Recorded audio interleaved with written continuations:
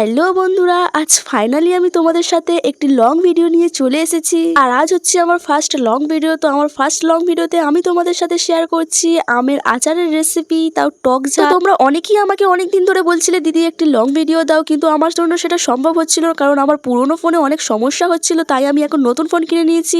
আর অনেকদিন ধরে আমি ভাবছিলাম লং ভিডিও ছাড়বো, কিন্তু অনেক সমস্যার কারণে আমি করতে পারছিলাম না।